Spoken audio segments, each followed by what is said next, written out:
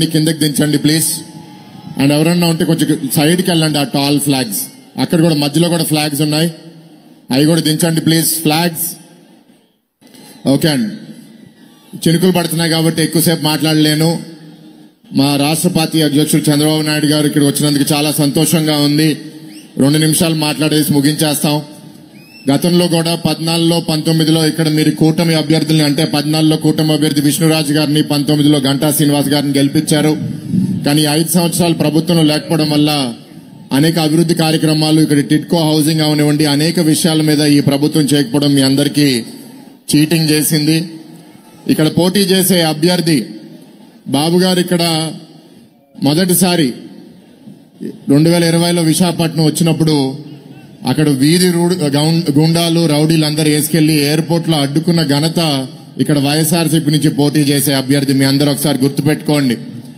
విశాఖపట్నంలో ఎప్పుడు అట్లాంటి నాగరికత లేదు. ఎయిర్పోర్ట్ లో 2 గంటలు 3 గంటలు గొడవ చేసి ఎంత ఇబ్బంది పెట్టారో. బాబు గారు ఒకరినే కాదు, పవన్ కళ్యాణ్ గారు ఇక్కడ జనవాణి ప్రోగ్రాం చేయడానికి వచ్చినప్పుడు కూడా పవన్ కళ్యాణ్ గారిని కూడా ఇక్కడ అడ్డుకున్న జనత కూడా ఇక్కడ పోటీ చేసిన అభ్యర్థికే. ఇలా రకరకాల అభ్యర్థి, ఆయన గూండాయిజము, రౌడీజము, ఆయనతో గంజాయి బ్యాచ్ కూడా తిరుగుతుందని రకరకాల ఆరోపణలు.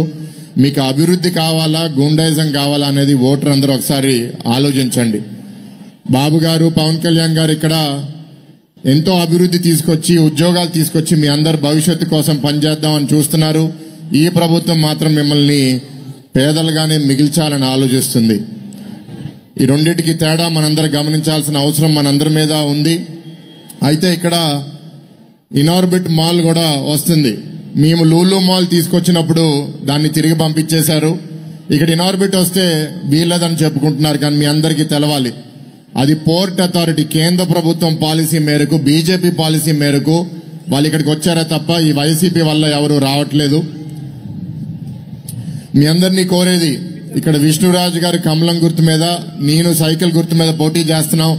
ఇంకా చాలా టైం మాట్లాడవలసి ఉంది, కానీ వర్షం వల్ల మళ్ళీ సార్ మాటలు వినపడవు. కాబట్టి మీ అమూల్యమైన ఓటు మా ఇద్దరికి వేసి గెలిపించవలసిందిగా కోరుకుంటూ మీ సెలవు తీసుకుంటున్నాను. మన నాయకుడు చంద్రబాబు నాయుడు గారిని మాట్లాడవలసిందిగా కోరుతున్నాను.